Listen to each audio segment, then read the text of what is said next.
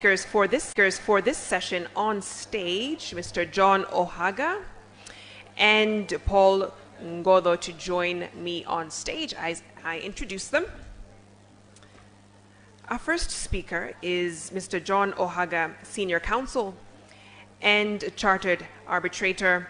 He's a Managing Partner for Triple OK Law, and his career spans more than 30 years, during which he's been involved in numerous complex litigation matters as well as high-value domestic listed on the Nairobi Securities Exchange, private companies, and some of Kenya's largest state corporations.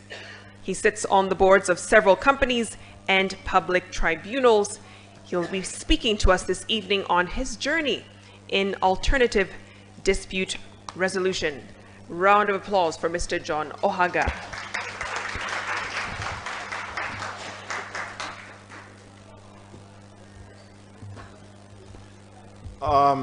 Good evening, everyone. There are so many ladies looking lovely, and I really have to say that I felt misled by Eunice when she invited me, because she didn't tell me that I was going to have to share the stage with some other men. So I thought I would have a room full of women to myself.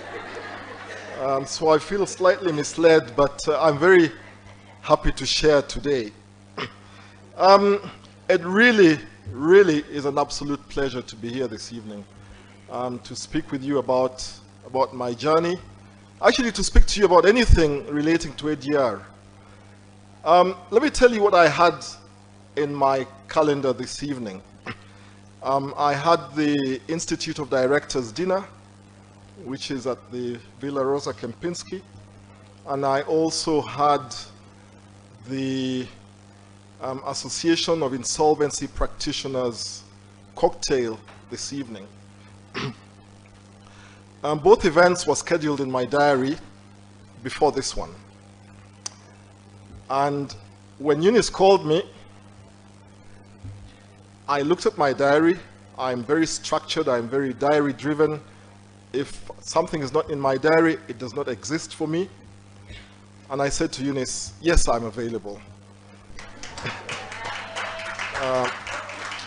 Because I thought those other two are dispensable. For me, this is indispensable.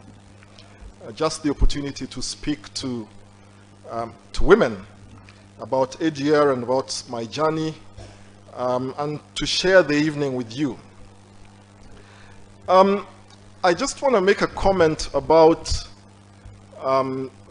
my friend John Ngumi's comment about men being bloody scared of strong women.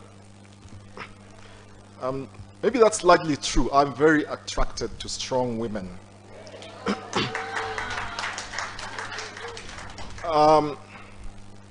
The most intelligent woman that I know is my wife.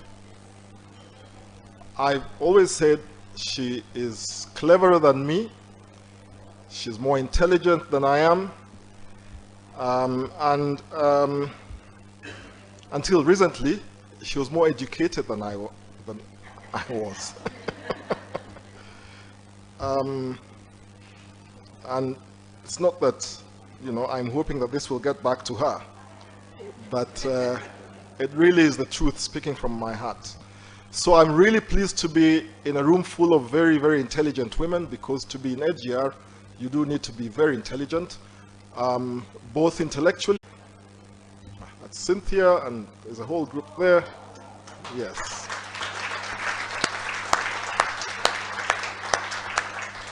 So I'm really pleased that they can be here, because I thought that this was a really great mentoring opportunity for them to be able to just share the room with you, to listen to other speakers, and to appreciate what it takes to be able to walk this journey.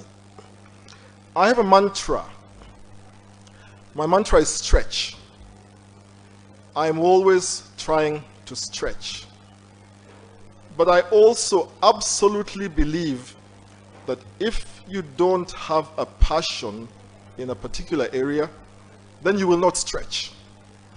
So I found A.D.R. I have a great passion for A.D.R. and I will stretch beyond my breaking limit for A.D.R. There are many ways in which I have stretched beyond that limit.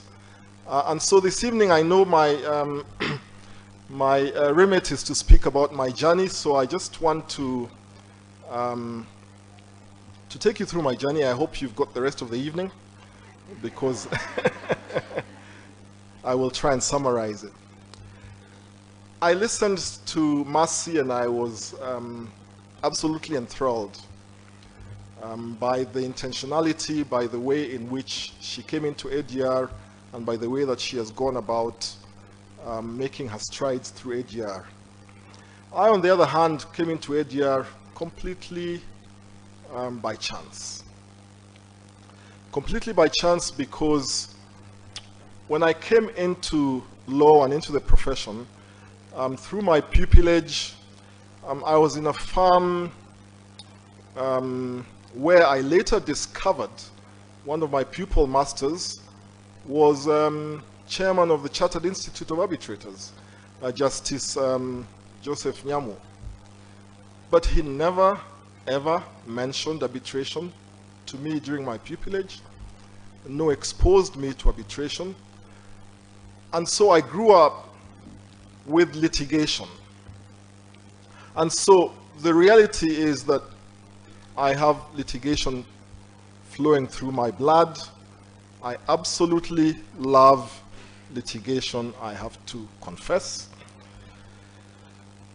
But I'm also so keenly aware and alive to the limitations of litigation, both in terms of structure and in terms of forum.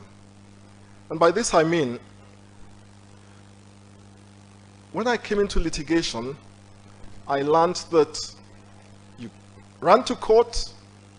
I did my pupillage at HHM, and I then stayed on as an associate for 3 or 4 years. And whether or not your matter was number 20 or number 1 on the list, at 10 minutes to 9, you began the journey to court. And you ran and go to court by 9 o'clock. So litigation was very much run to court and wait.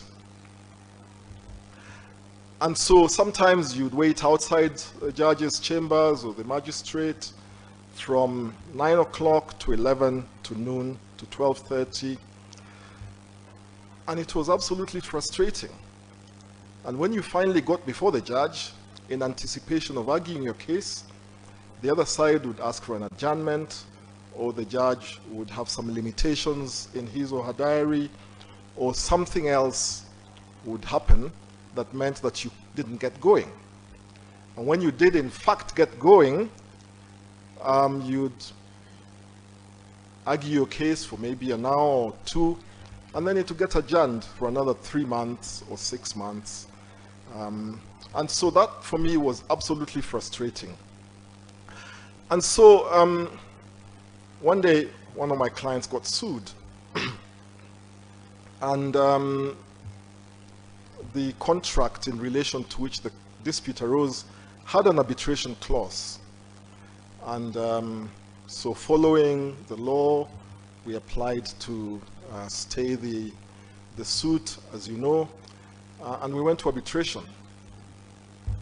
And I was enthralled because first we had a preliminary meeting and we agreed on how we would structure the dispute. And so I thought to myself, oh, that's interesting. And then we made sure that everything was ready, and then we began the hearing. And we agreed with the arbitrator that the hearing would start at 10, and we would run through the day, and we started at 10. And I was waiting for the traditional impediments that accompany litigation, and we kept going, and it was smooth. We broke for tea, which no judge has ever broken for tea for me. I do remember that once in a while Justice Githinji would break to have a smoke. That was the only break that you know, I was familiar with, and if the judge broke for tea, You would wait, and maybe if you came back after an hour or two, you were lucky. Back then, let me add the caveat. And so, the fact that we were able to get through a hearing from start to the end of the day smoothly in an environment that was controlled with structure was something that captivated me. And the hearing resumed the following day, and we were back the following day, and we continued, and we finished. And in due course, we got our award, and I was absolutely captivated by that, and I have never forgotten that experience. And so my journey into arbitration initially commenced. And so I sought to discover and understand a little more about arbitration, because by then I still had a litigation mind frame, and I was going through the motions in arbitration with my litigation mind frame. I then signed up for the Chartered Institute of Arbitrators courses, and I went through each level. One of my tutors, of course, was Jerry here. And I passed each course smoothly. And,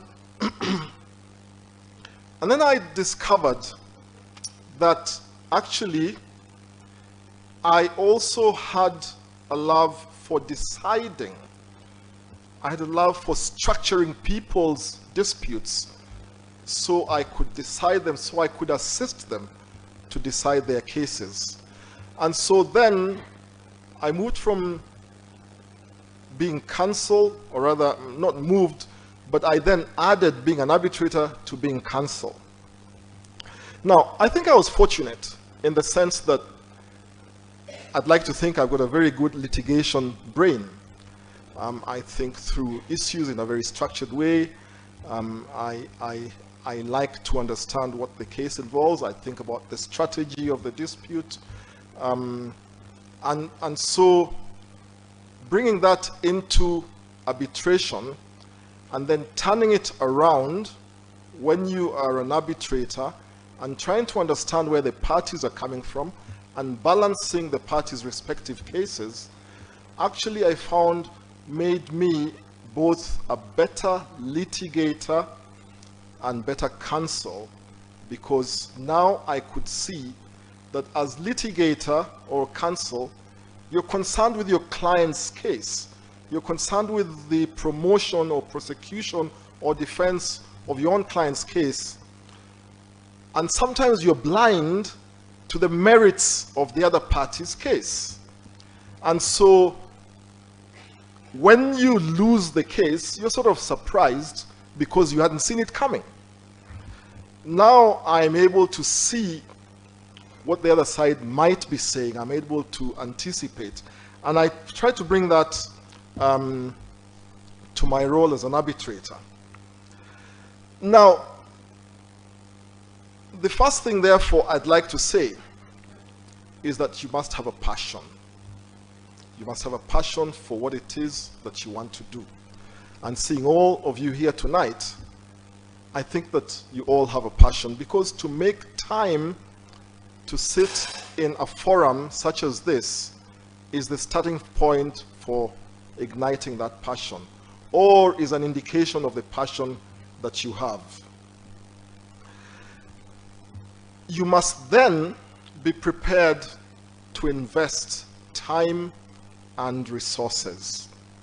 Mercy spoke about the amount of, I don't know how she has computed the amount of money she spent. It seems that she must keep a spreadsheet, and I might go back and compute what I have spent. But you must be prepared to invest. And it comes naturally because you have a passion for it and you want to get better and better. One of my other mantras is the promotion of excellence.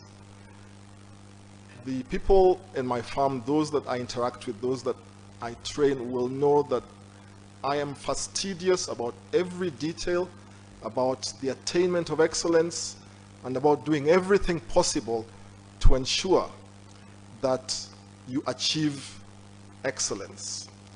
And that's the culture that I've tried to infuse through the firm that I lead. But I've brought that onto myself as well.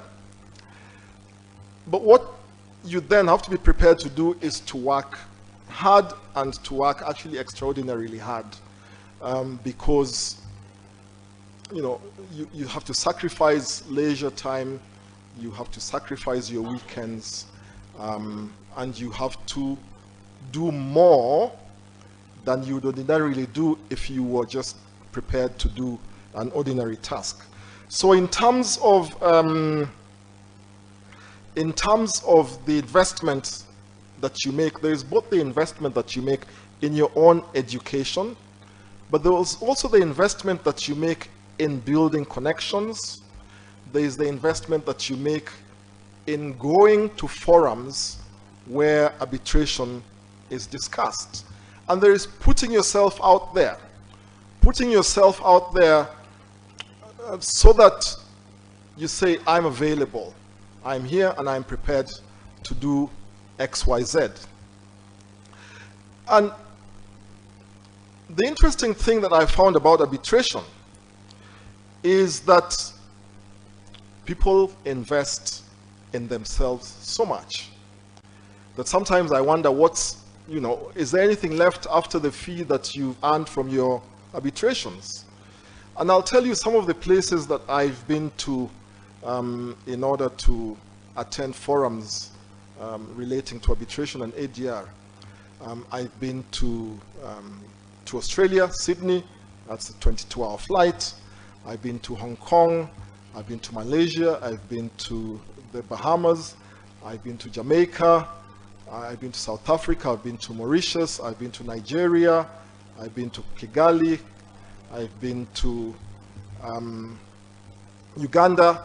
But there is one particularly interesting story that I'd like to tell you about putting yourself out there. So I was attending the IBA conference in Rome about 5 years ago, and I was sitting at a table with a gentleman from a different nationality, and he asked me, what do you do? I'm introverted. I'm actually, after this, I'm just going to go home, close the door, and try and regain some energy. A lot of people who meet me don't know that I'm introverted, but I am very, very introverted. So I need to recoup my energy at some point in time. Anyway, so he said, so I said to him, well, I'm a lawyer from Kenya, I practice in Nairobi in these different areas. I also chair the Sports Disputes Tribunal. And he said, listen, we've got an arbitration conference in the Bahamas next January. Would you be willing to come and speak to us? And I said, well, why would you ask me to come and speak to you in the Bahamas? What about, you must have enough speakers there. He said, but you just mentioned sports, and I think that there's a niche there. So I said, well, okay, very well. If you invite me formally, I will come. Now, I thought that he would go away and he would forget about it, and that would be the end of the matter. Well, about a month later, I get an invitation in the mail that says, dear Mr. Ohaga, we met, and so on and so forth. Please come. And so I thought about it. I went onto the internet and I tried to look at what my route would be, how long the trip would take, what it would cost. And I kept saying to myself, is there anything back from this? But then I kept saying to myself, but it's arbitration.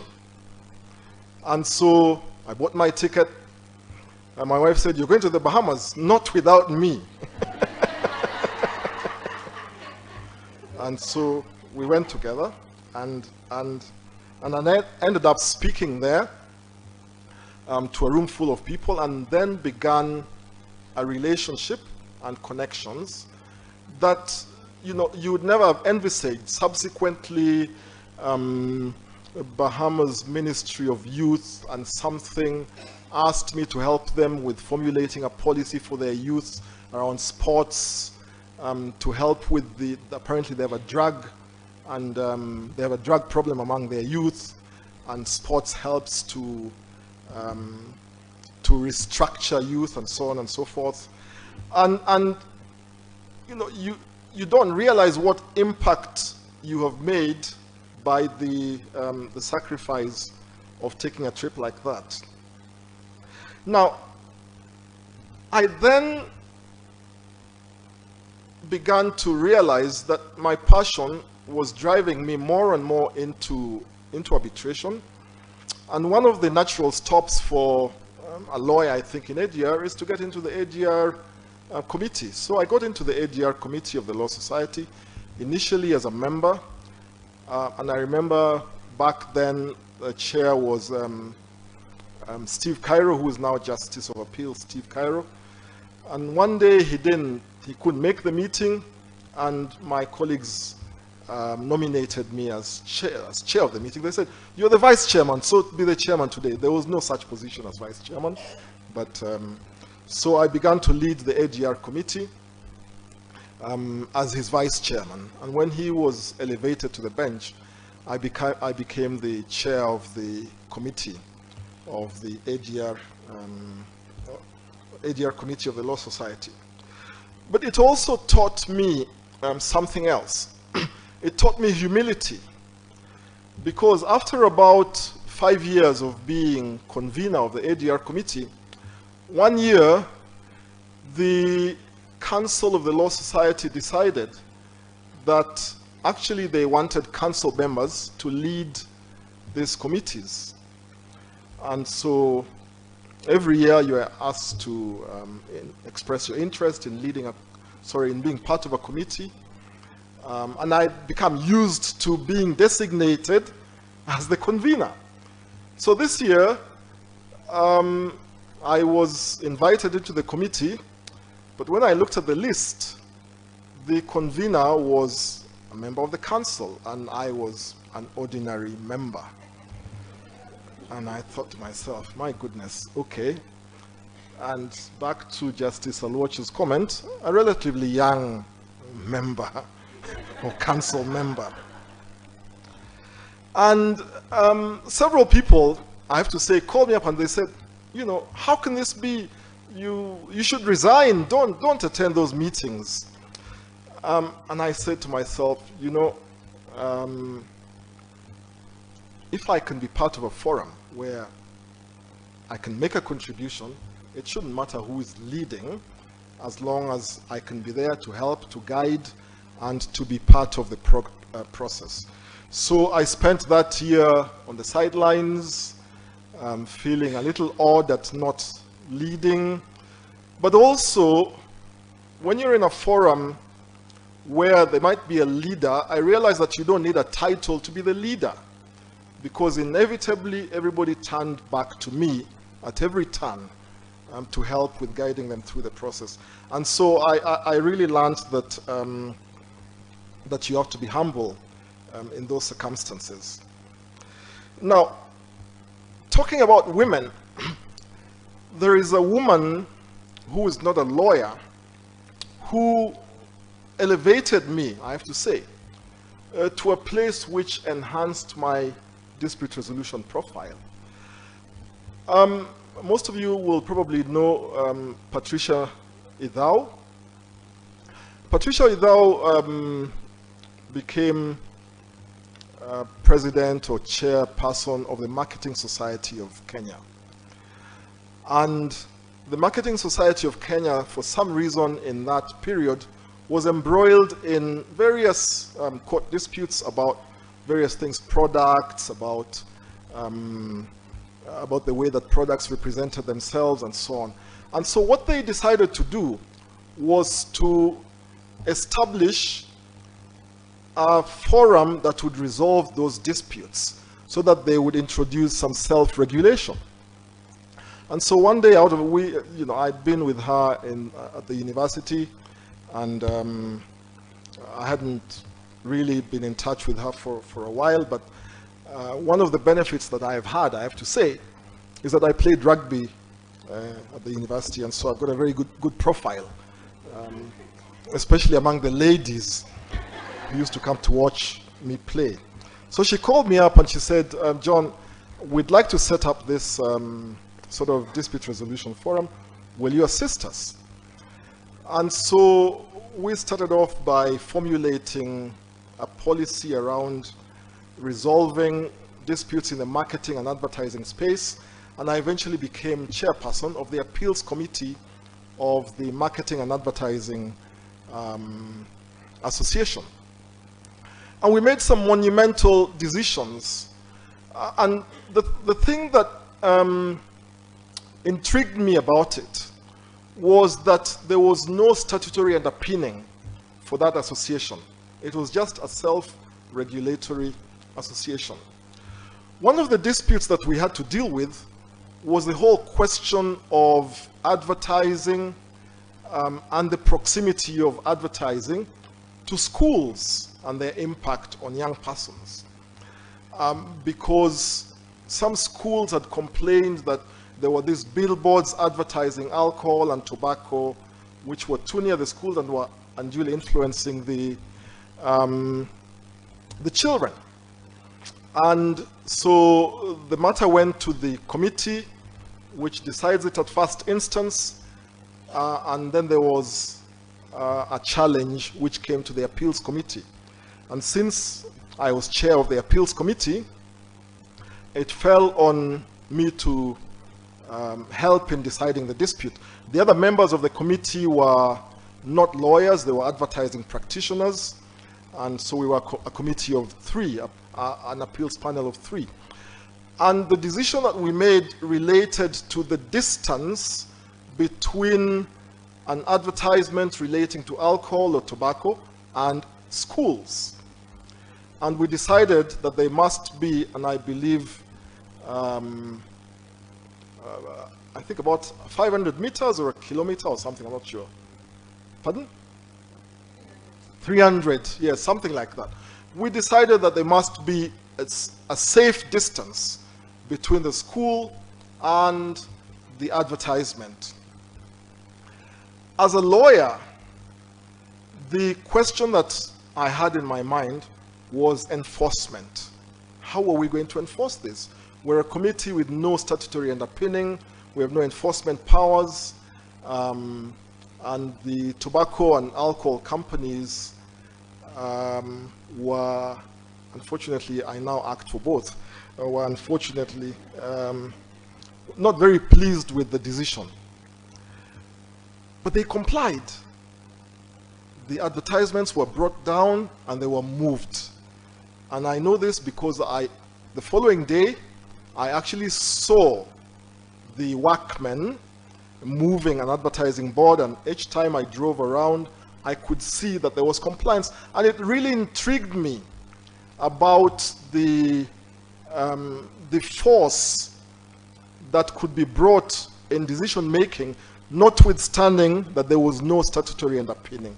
And that therefore propelled my journey even further. Now let me move fast forward. Now, as chair of the A.D.R committee, I then had the opportunity to get on the board of the Nairobi Center for International Arbitration, which allowed me again to make a significant impact in our arbitration sphere.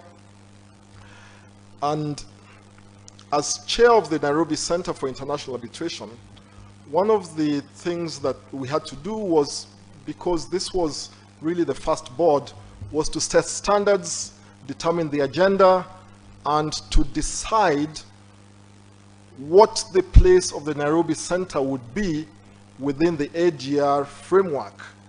And we had a decision to make as to whether we would compete, so to speak, with the Chartered Institute and other bodies, or we would collaborate. And we came to the conclusion that collaboration was a more powerful tool than competition. And so that informed the approach that we took at the Nairobi Center. I was privileged to chair the accreditation committee, which then set the standards for who we wanted to accredit as mediators and as arbitrators at the Nairobi Center, and to look at the applications to decide who was suitable and who was not suitable, to make some painful decisions sometimes about people that you might know, but to take yourself out of that space and create independence and make a decision. And then came mediation, because we're talking about ADR, and then came mediation. So one day, I got a call from the judiciary, from Mr. Justice Ochieng, and I was asked whether I would be willing to be part of piloting a court-annexed mediation program. And I said, mediation, that's part of ADR? Absolutely.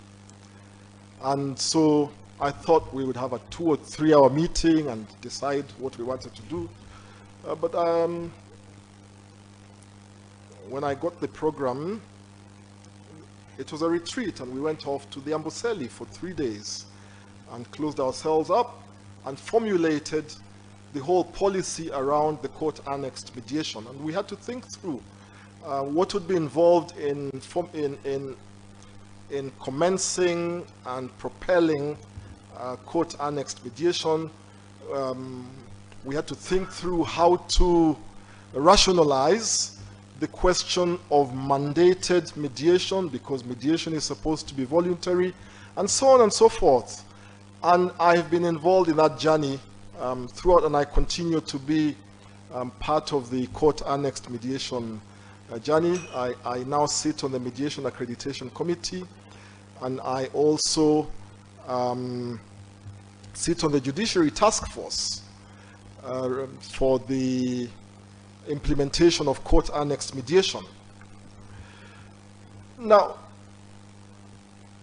through mediation, I then learned the absolute sacrifice, the absolute patience that you must be able to exercise as a mediator, because then came a doctor's strike. And you know, you read about these things in the papers every day. There are statistics about how many people have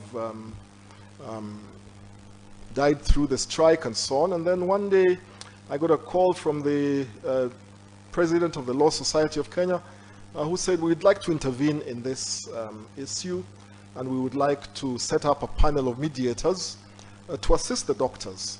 And so, once again, Njeri and I were nominated, as well as Madam Kagwiria Mbogori, who was my classmate and was there then chairperson of the Kenya Human Rights Commission.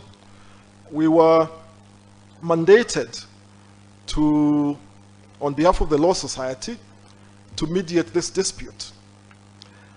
And my style. And so I went back.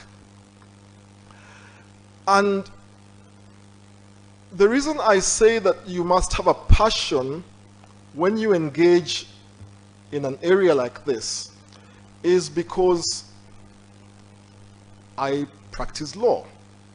I have a full diary. I have court commitments. But they ask that I set aside time in my diary from morning to evening to be able to listen to, or rather to be able to guide them through the resolution of their dispute. And I can tell you that I moved everything in my diary. I delegated, I asked my partners to help, my assistants and associates, and we would sit until 11 p.m. And one day we sat until 2 a.m. because in between, parties want to caucus, they want to find the way forward and so on and so forth. And so the absolute patience and the sacrifice that you need to make is I have to say, monumental. And that really taught me that if you're going to see something like this through, you have to have the patience. You have to be willing to make a sacrifice. And you have to be willing to do it for no pay.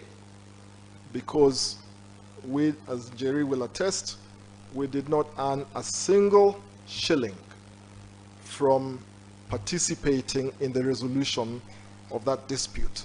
And, you know, it gave me perspective. It gave me perspective because today I have a very different philosophy from, and this is with respect to my colleagues who are in the dispute resolution space. It gave me perspective because I do not have the attitude that I cannot commence an arbitration until I'm paid. I will commence. If you've come to me and you've asked me to resolve your dispute, and you have selected me, because I see my selection as a privilege and as an indication of the confidence that parties have in you, because party autonomy, as you know, is one of the pillars of arbitration, then I think that it is my responsibility to respond in the way in which you have selected me. And so I'd like to think 80% of the time parties honor their obligations, but you also have those occasional, I think I have like 3 awards which have never been collected. They sit there, but I do not, for myself, seek to pursue parties for the payment of whatever dues are owed to me. I think, well, one day if you require this award, you will show up and you will pay for it and you will collect it.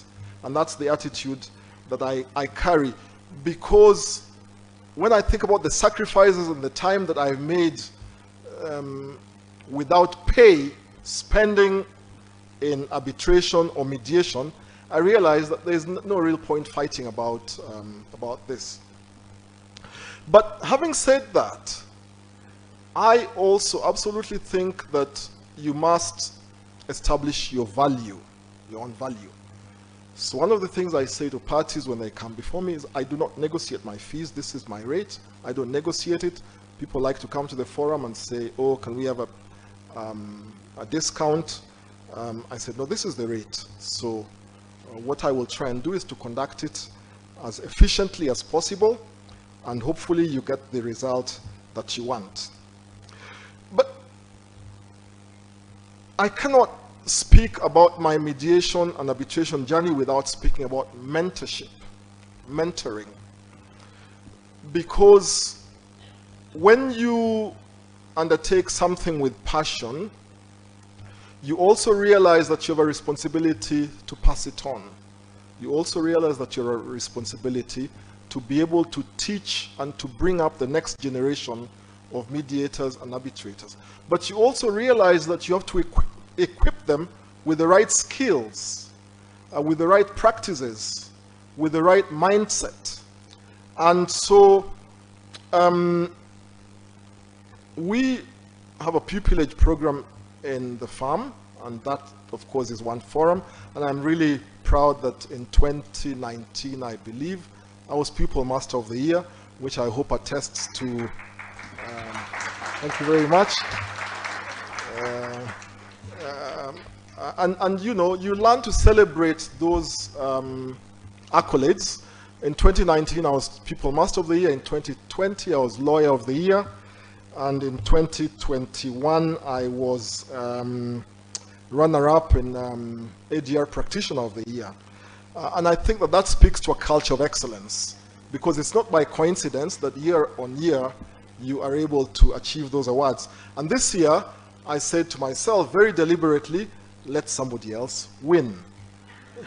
And so, in all honesty and truth, the nominations that I got, I decided that I was not going to respond to them, because I wanted to take myself out and make room for other people, because you have to make room for people to grow as well.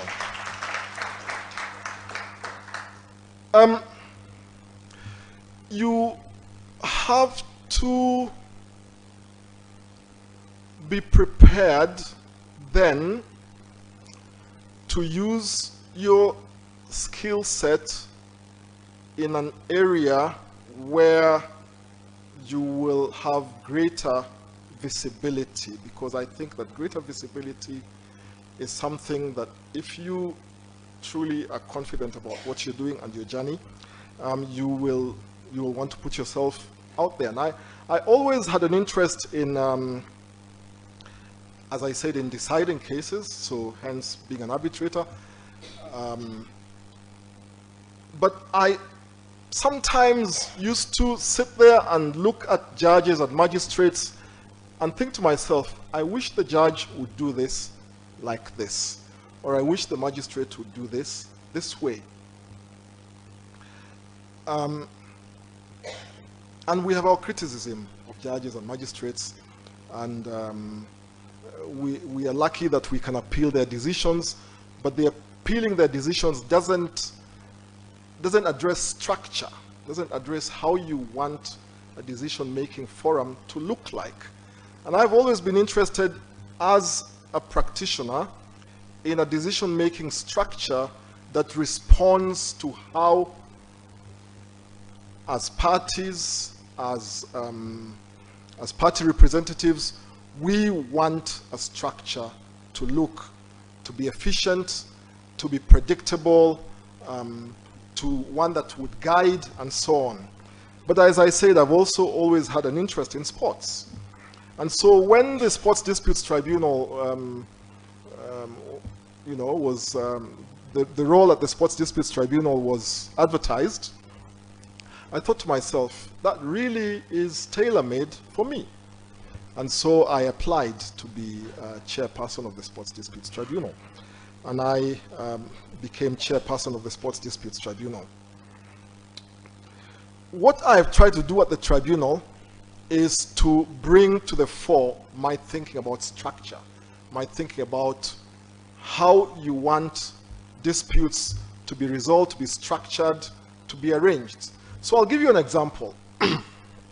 We have a raging dispute now in football. And we have a very compressed timeline for hearing the matter. And so we asked the parties to file their pleadings, their papers, and we had a hearing yesterday. But then I realized that there were so many parties involved in this dispute that we needed to give them structure. So I spent, even as the World Cup was going on, the night before the hearing, 3 hours, framing the issues.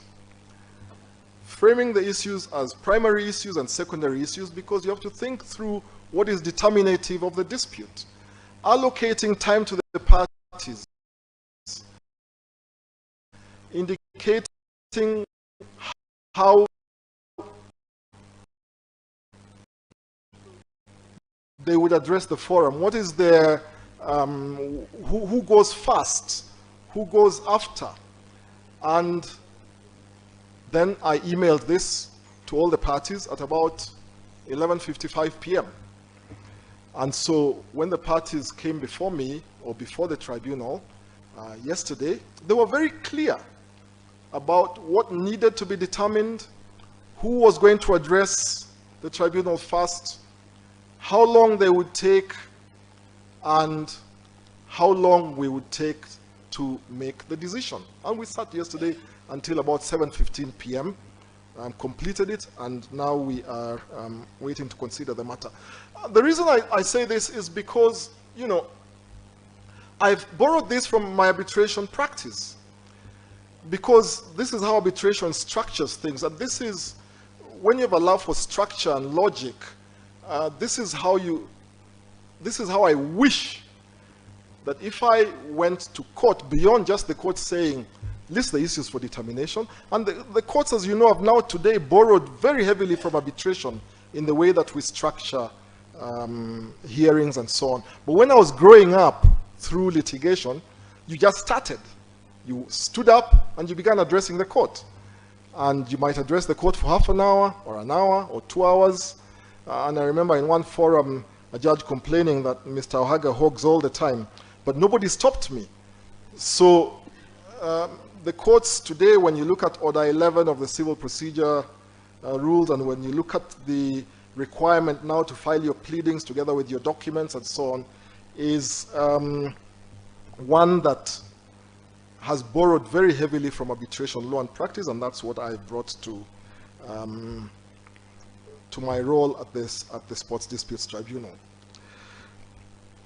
You then have to rely on your mentors, and Marcy spoke about mentors. One of my biggest mentors has been Professor Githu Muigai.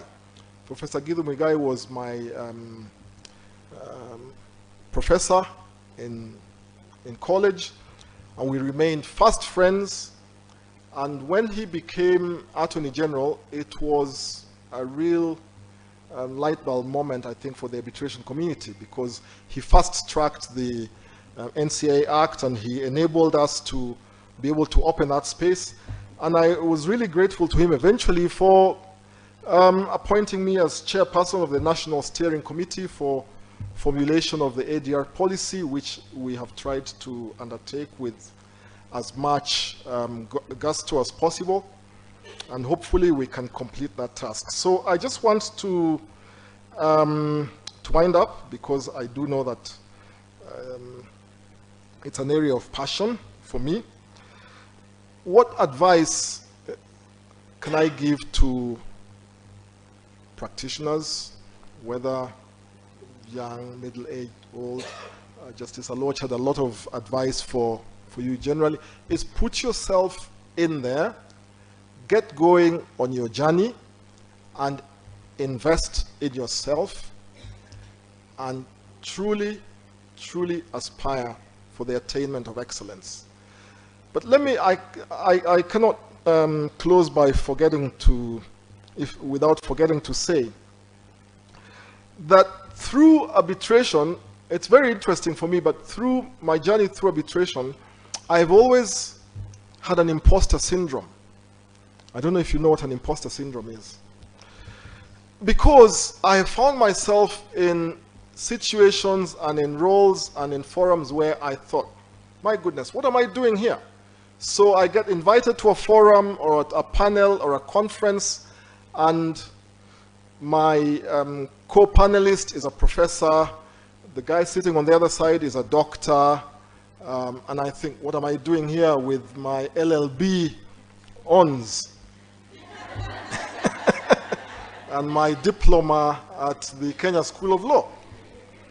So I started off on this journey. I decided, okay, beyond my fellowship, I went off to get a diploma in international commercial arbitration, which was significant sacrifice of time and money from the time, and I'm surprised that Justice Aloch was not there at the time that I was, because this was at Oxford as well.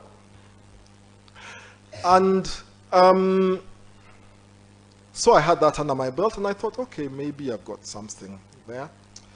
But then in 2021, the Nigerians invited me to a debate.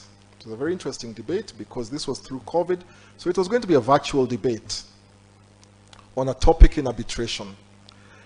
And so I thought, we'll have a panel of debaters. I'll be on one side and they will have a panel.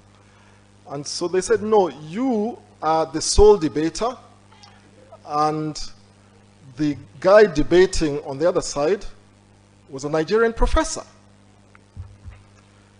So I thought to myself, why did they even reach out to me? Why did they even select me? Anyway, on the day of the debate, I arranged my teleconference equipment. I sat down with my notes and so on. And the Nigerian guy showed up on the screen. He was in his library. You could see his law books there. He was in a bow tie and a dinner jacket, and he had a lectern like this, and he was ready to debate. And I thought, whoa, I'm out of my depth here. And so, you know, normally when you have a debate, they take a poll before the debate, how many people are on this side and that side. And you can imagine most of the audience was Nigerian, because this was a Nigerian-based institution. And so he was ahead. And we debated the subject, At the end of the debate, they took another poll, and I had beaten him. And I was like, wow. You know? So I thought to myself, I want to get rid of this imposter syndrome. And I had just become senior counsel, and I thought, this is... So I thought to myself, but I'm senior counsel, well, but I only have an LLB on. So I enrolled to do my LLM. So through COVID, I have enrolled, completed my LLM in international dispute resolution. After the first month of lectures, and this was all, as you can imagine, because it was COVID, it was all online. After the first month of lectures, I thought, my goodness, this is all things that I know because I'm a chartered arbitrator. It was a breeze. It was first semester was commercial arbitration, international arbitration. So I thought, this is too easy. So I rolled for a second LLM. Yes, the madness of it. And then we moved into the next semester, which was investment treaty arbitration. And then I began to sweat. And now I had to juggle 2 LLMs. Anyway, I will be graduating on the 8th of January. And I hope that I have got the imposter syndrome moniker off my back, because that was something that, that really bothered me. But it goes back to education and to investing in yourself and to truly wanting to better yourself. It has truly, truly been a fulfilling journey. It is a journey that has paid great dividends, not necessarily financially. It has been financially rewarding, I have to say, but I think that I would have probably earned more as a litigator, because litigation can be a bit discretionary in the way that you charge your fees. But it has been fulfilling in the connections that I've made, in the relationships that I've built, in the space that has opened up in my mind. And the icing on the cake is being able to be here to speak to you. Thank you very much.